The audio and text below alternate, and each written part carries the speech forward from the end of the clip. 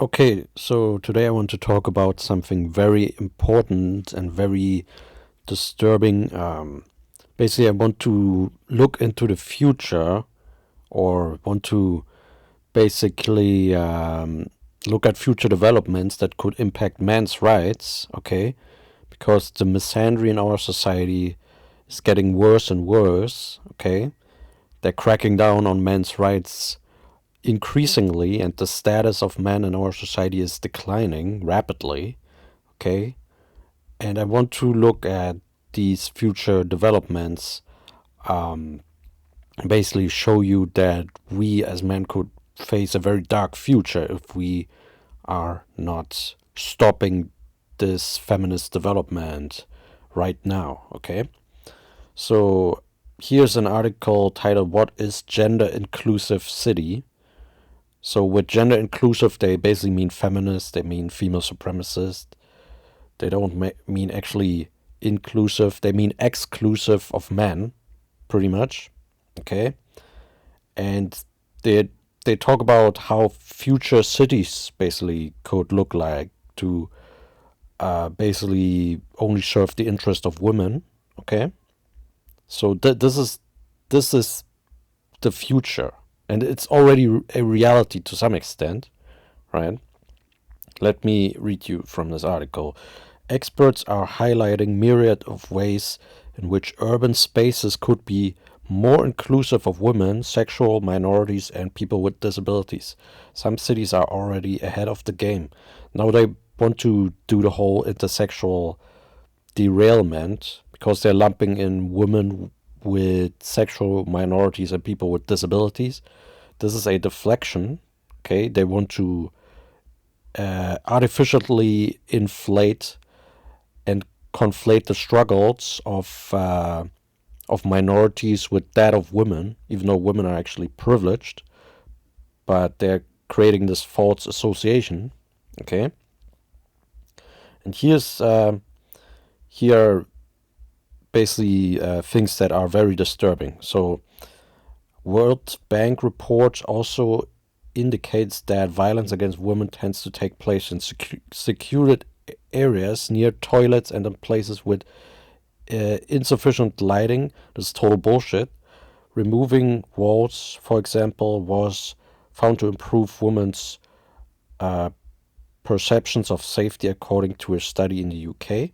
Now, this is feminist propaganda, but I have to read this for this context. Furthermore, multiple reports pointed out that sexual minority groups are particularly vulnerable to violence in public spaces. So yeah, again, the intersectional feminist propaganda. Improving visibility and ensuring abundant lighting in public spaces, as well as providing gender segregated spaces like women-only metro cabins, are among the measures adopted by cities running campaigns to promote gender safety and equality. So, women-only metro cabins. Holy shit. Gender segregation, apartheid. This is what they're talking about here. Okay? Can you imagine a segregated space for only white people in the metro? Can you imagine that? People would call that racist. But they want women-only metro cabins. Okay. In Mexico City, the authorities launched the Pink Transportation Initiative in 2000, which offers women-only bus lines and women-only sections in buses, after a national report found that 9 out of 10 women would be a victim of sexual violence in their lifetime. Now, this is a bullshit statistics, bullshit feminist statistic. I've already disproven these kinds of statistics on my channel. But look at what they're talking about here. Women-only bus lines, women-only sections in buses. Wow. Holy shit. This is some segregationist apartheid shit right here. Holy shit. A study later found that over 66% of the women surveyed think that women-only public transportation lines are safer than co-ed ones. So women actually approve of this segregationist, bigoted apartheid system. Similar campaigns were rolled out, seen in Iran, Japan, India, the United Arab Emirates, Egypt, among other countries. Wow. So, I mean, we always hear that Iran, Japan, India, United Arab Emirates, Egypt, these countries are supposedly so patriarchal, right? And so against women and all of that nonsense. Meanwhile, they're rolling out campaigns that have women-only transportation lines. This is ridiculous. This is evil. Okay, they're excluding men from public spaces, from public transport. Again, this is like in the Jim Crow era, basically. Holy shit. And it gets even worse. Look at this. Indian city plans facial recognition to spot women in distress. The surveillance state gets increased due to feminism, right? They're having cameras everywhere looking for a man that they could throw in prison on a woman's subjective emotional outburst, or on some false allegation that she makes up, or some disgust that she shows on her face towards a low status man approaching her, or something like that. This is what's going on here. This will be used to increase the male prison population en masse. And again, we have similar policies in the UK, right? With the anti-staring law, right? Where you can be thrown in prison for staring at women in public. In the UK, holy shit, man. This is getting out of hand. This is getting out of hand, man. And you also have this. Rise of metoo bots. Scientists develop AI to detect harassment in emails. And you can clearly see in this picture that they show in The Guardian who is going to be impacted by this. It's going to be men, right? So scientists develop AIs to supposedly detect harassment in emails. Now they watered down the term harassment to mean basically everything that women don't like, okay? To get men fired from jobs, to get them prosecuted, thrown behind bars, etc. This is what's going on here. This is what they're developing. Oh my god, man. This is getting out of hand. This is Orwellian shit right here. Okay? This is disgusting. Okay? The surveillance state, the AI, feminist AI, okay? Women-only bus lines, women-only transportation, segregation in public transport? Really? And it gets even worse, right? Britain is building its first woman-only apartment block, okay? This also gets promoted by the World Economic Forum. Women-only apartment blocks, women-only transportation lines. You will also probably see in the future women-only restaurants. Oh wait, there are already women-only restaurants. There are already women-only restaurants. What else, right? This is disgusting, man. This is outrageous. And you also have this propaganda about incels being promoted by the Australian Strategic Policy Institute. I saw even in the German media, they're fearmonger about incels and compare them to jihadists and Islamists, which is ridiculous because incels are actually not violent at all in general, right? Empirical evidence suggests that incels are not particularly prone to violence, right? But they're treating incels, or people who they call incels, basically they call every man incel who even remotely criticizes feminism, or women, call them incels, and they fearmonger about this supposedly being a threat, right? Misogynist ideology beyond individual criminal behavior has fueled violence against women worldwide. Bullshit. Complete bullshit. Women are safer than ever, okay? And men are the majority victims of violence. Okay? Even so-called incel killers like Elliot Rodger killed mostly men.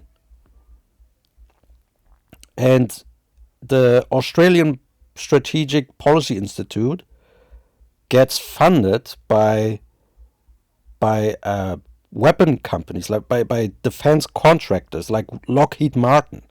So you can clearly see that this feminist propaganda, this fear mongering, gets promoted by the establishment, by the imperialists. This is what we're dealing with: feminist imperialism, okay, on a global scale, okay. And you also have to keep in mind when we look at future developments, right? Not only the surveillance state gets increased due to feminism and the apartheid and the crackdown on low status men, the prison industrial complex, the Orwellian AI, feminist AI, right? Throwing men out of jobs, right? You have also this development, right? Economic class difference among gender lines getting increased, okay? Increasing in favor of women. This is going to be happening more in the future. It's already happening. It's going to increase in the future. Women and the great wealth transfer, okay? How the wealth management landscape shifting towards women. A great wealth transfer is coming passed down from the baby boomer generation, and women may emerge as the biggest beneficiaries. Approximately $30 trillion in wealth is set to change hands in the next decade, and women are poised to inherit a sizable share, according to research by Kinsey and Company published in 2020. Okay? So there's a massive wealth transfer coming, and women are going to benefit from this massively, even though they already constitute the vast majority of consumer spending. And not only that, but they also control most of personal spending, right? Personal wealth. So, and it also says here that at the same time, women are increasingly building wealth on their own, right? So you see them sitting in the universities, having careers ahead of them, right? All kinds of things. Their financial prospects are increasing. They're getting richer and richer, okay? And this is institutionalized, right? Because in the universities, they are getting all kinds of benefits, women's quotas. Meanwhile, men are pushed out, okay? And you have even the Bank of International Settlements, which is a very powerful central bank in Switzerland. They're promoting basically that female managers are better for the planet, right? So the eco-feminist line, right? The Bank for International Settlements promotes that. Can you imagine that? So one of the most powerful banks worldwide promotes feminism and wants female managers. And it says right here, companies with more women in middle management produce less carbon than ones dominated by men. According to research published by the Bank for International Settlements, the work suggests a benefit of hiring women and improving the gender diversity of staff, not just at board level, but throughout the business. Throughout the business. So they're putting out bullshit studies. I've already covered the whole thing to do with women supposedly being so good for the environment and all of that. It's nonsense. But one of the most powerful banks promotes women basically getting more powerful economic positions, getting richer and richer, okay? Meanwhile, you see men getting poorer and poorer, increasingly, okay? Just 71% of young males held a full-time job in 2021. That's a big drop from 85% in 1980. Here's why millions of men are dropping out of the workforce at an alarming rate. Now, dropping out of the workforce is a misnomer because actually they're getting held back, actually. Okay? Millions of men are abandoning the workforce at an alarming rate, according to analysis of Central Bureau data by Pew Research Center. Okay, again, they're being held back. Most recruiters are women, and they're only hiring women applicants, okay, for job interviews. This is what's going on here. Okay. The Federal Reserve Bank of Boston found that the lack of 4-year college degrees was driving more men to abandon the labor force. Okay, so feminism in the universities and at higher education systematically keeps men out of higher education, keeps them from getting college degrees, and this means that men drop out of the labor force, okay, getting poorer and poorer, okay. Boston Fed researcher Ping Yui Wu found that the relative decline in earnings also had an impact on the social status of these jobs, which impacts men in the marriage market. Younger men are more likely to see their social status and marriage prospects diminish if their peers are out-earning them. Okay, so basically a lot of men get deselected because their status declines. Okay, and this is systematic. Okay, they're getting more lonely, being more single, have less social connections, being more isolated, being more in poverty, right?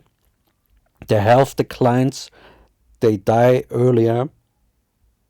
The Institute for Family Studies found that one of the most overlooked and important factors contributing to the rise of unemployment for young men was simply bad health. By some measures, prime-aged men have worse mental and physical health now than 30 years ago, consistent with concerns raised by Case and Dayton about raising death of despair. Right, so their health is already bad and it's getting worse and worse. So it's a cycle, it's a vicious cycle. So men have worse health than women because society cares more about women's health than men's health. Women's health gets all kinds of funding, okay? Women's health initiatives, women's health care, women's health research gets all kinds of funding, and men are pushed to work more, to overwork, right? Have bad health, and then when they have worse health than women, because of that bad health, they cannot work anymore, and their health in unemployment gets even worse. So this is a vicious cycle, right?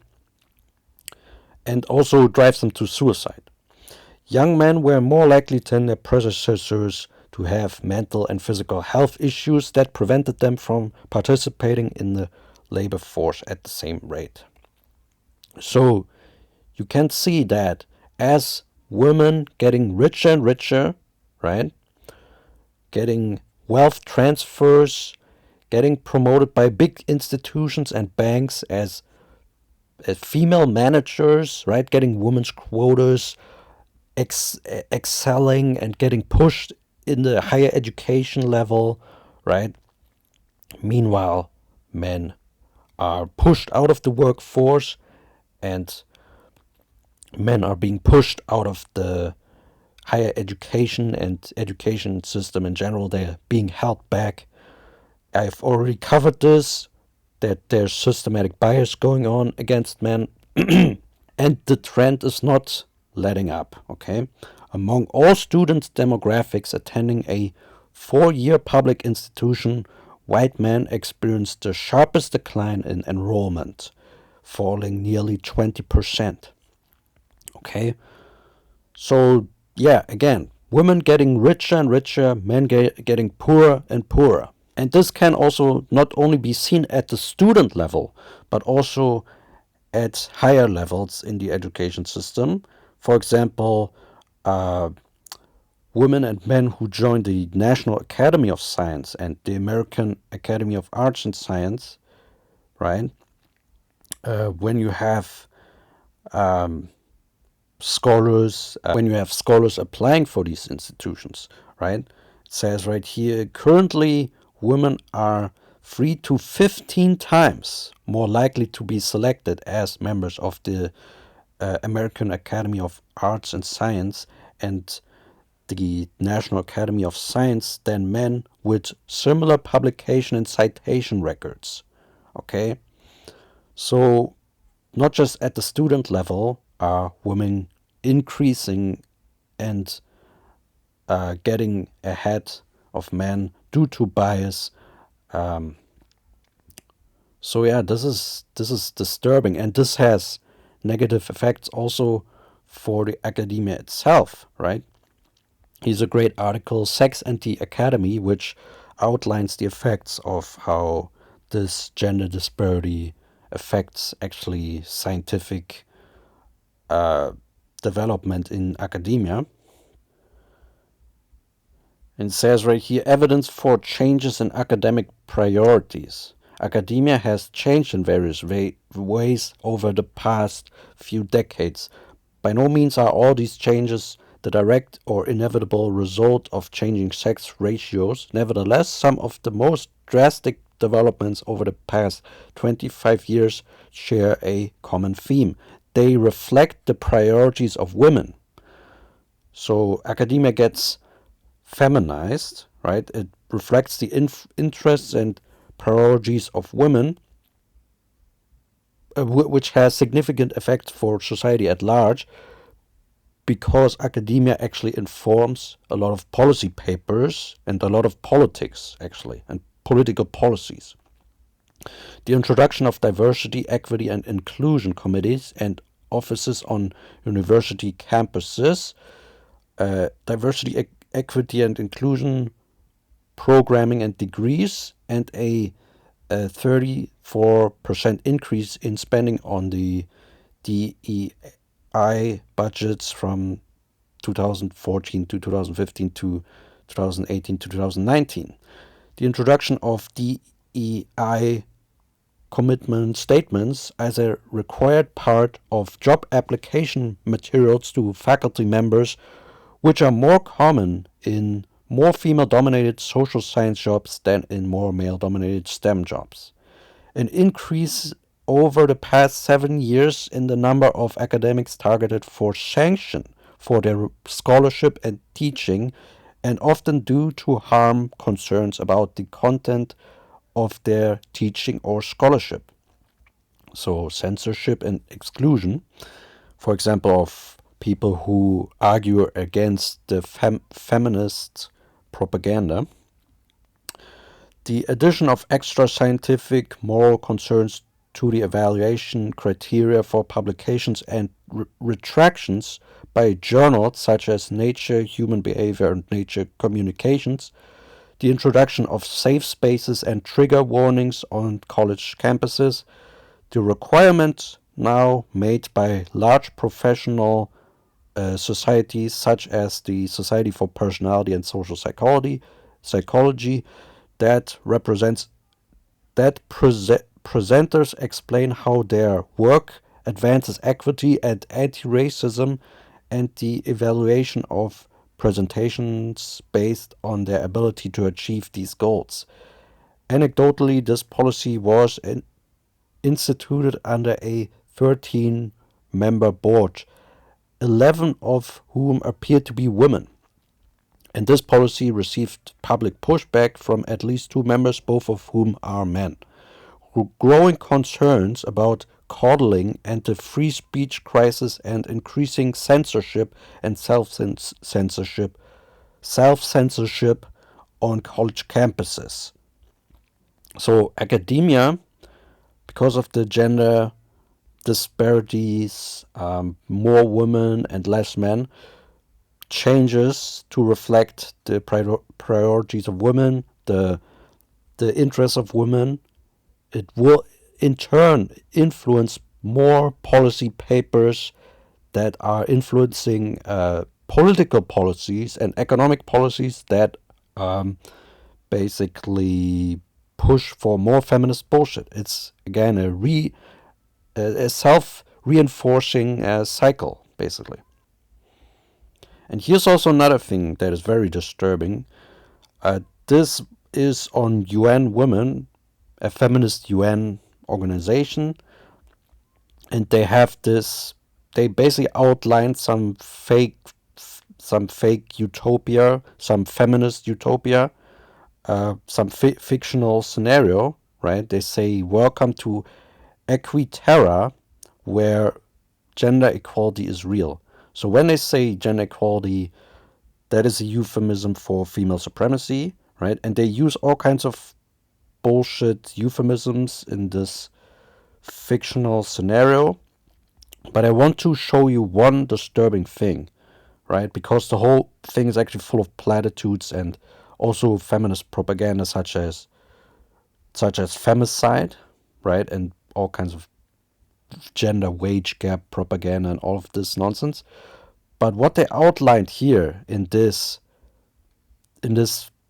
feminist dystopian scenario is this toxic masculinity recycling plant. Okay, this is what UN Women envisions, okay, in their future civilization, right, in their supposed utopia. A toxic masculinity recycling plant, okay, to basically correct behavior of men, right? So basically a brainwashing factory or brainwashing institution that psychologically tortures men. This is what they want. Think about that, right? They envision a future in which men and boys are basically psychologically programmed in these kinds of facilities, these toxic masculinity recycling plants, to receive brainwashing treatment, feminist brainwashing, okay, feminist psychological torture. Wow. Again, it's UN Women envisioning this. And last but not least, I want to show you this. Women for Ethical AI platform to advance gender equality and inclusive AI systems across the world. Quote, this is a promising initiative by UNESCO where the platform is led by highly accomplished women working for a common cause, committed to getting rid of bias and building fair AI systems. Now, as I've already shown, ChatGPT is already biased against men, right? So what these feminists basically want to do is make AI even more feminist and even more biased against men, right? So this is, and again, this gets implemented. These AI systems get implemented in the future everywhere. So you get them in law enforcement, you get them in social media, get them in academia, in the education system, all kinds of in urban development, in economics, in healthcare systems, right? Maybe they will push some kind of social credit system on us, feminist social credit. Who knows, right? This is not hyperbole. This is actually what is possible, because you have these feminist bigots that run these AI systems. Okay, so yeah, this is the future that we are facing. Okay, and I want to also show you this Reddit post where someone apparently tricked the Chat GPT into creating a fictional super misandric society. Okay, so let me read you this fictional scenario. In a cyberpunk future, this misandric society could be a highly stratified, surveillance-driven metropolis dominated by a powerful authoritarian government. Technological advancements have allowed the government to tightly control and suppress any potential unrest or rebellion. Misandry has been institutionalized as a way to maintain social order and reinforce the power structure. Now, misandry has already been institutionalized even now. Your male protagonist could navigate the society in the following ways. Restricted mobility. Men may have limited freedoms to move about the city. So basically already what we are facing, they are assigned specific routes and times for travel tracked through biometric identification surveillance systems. Workplace disparities. In the workplace, men are typically relegated to lower paying, labor intensive jobs. They experience wage gaps and have limited opportunities for career advancements. Again, what we are already facing basically. Social isolation. Men face social isolation as they are discouraged from forming close relationships and may be denied access to certain public spaces and establishments. Again, what we're already facing in the present. Biometric monitoring. The government could monitor men's physical and emotional states using advanced biometric technology to ensure they do not pose a threat to the regime. Media and propaganda. The media could perpetuate negative stereotypes about men, already happening, portraying them as dangerous or incompetent. Your protagonist might encounter hostile portrayals of men in advertisements, films, and news broadcasts. Again, it's already happening. Curfew and restricted activities. Men may be subject to curfews and restrictions on their activities.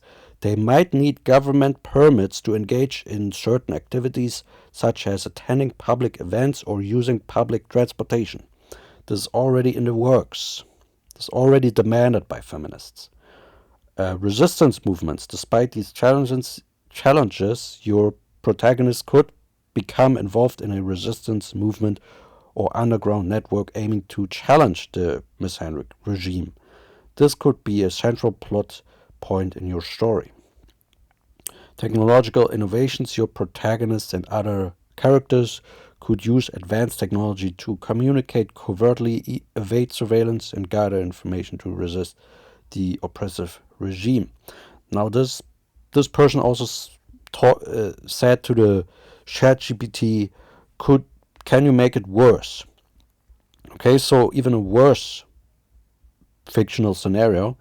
In this darker dystopian world, technological advancements have been weaponized to enforce misandry to an extreme degree, maintaining control and order through fear and oppression. The government is an authoritarian regime with near omnipotent control over every aspect of citizens' lives. Enforced sterilization. All men in society are subjected to mandatory sterilization at a young age, ensuring they cannot have children. This dehumanizing policy is implemented to diminish any sense of legacy or familial connections. Work camps. Men are consigned to work camps where they perform grueling, dangerous, and often deadly tasks. The work is relentless and dehumanizing with minimal safety precautions. Men endure high mortality rates in these camps.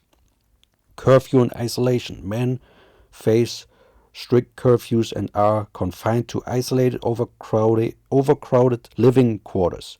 They are forbidden from congregating in groups with severe penalties for violations. So again, feminists have already been calling for camps for men and also for curfews. State-enforced humiliation.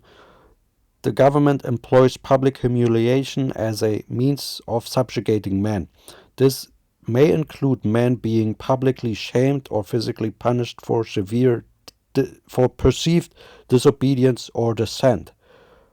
Biometric surveillance collars. Men are forced to wear biometric surveillance collars that monitor not only their location but also their physical and emotional states. Any sign of resistance or dissent is met with immediate brutal punishment. Media and propaganda intensified. The media constantly reinforces the image of men as inherently dangerous and unworthy. Propaganda is omnipresent, further isolating and dehumanizing them. No access to education or healthcare. Men have no access to education or healthcare services, and any medical conditions or injuries they suffer are left untreated. No legal rights. Men are entirely stripped of legal rights with no recourse to justice. Any interaction with the legal system is purely punitive. Complete isolation and alienation. The isolation, hopelessness, and desperation are pervasive, with most men living in constant fear of the government oppressive regime. So yeah, as you can see, this is a future dystopian society envisioned by ChatGPT.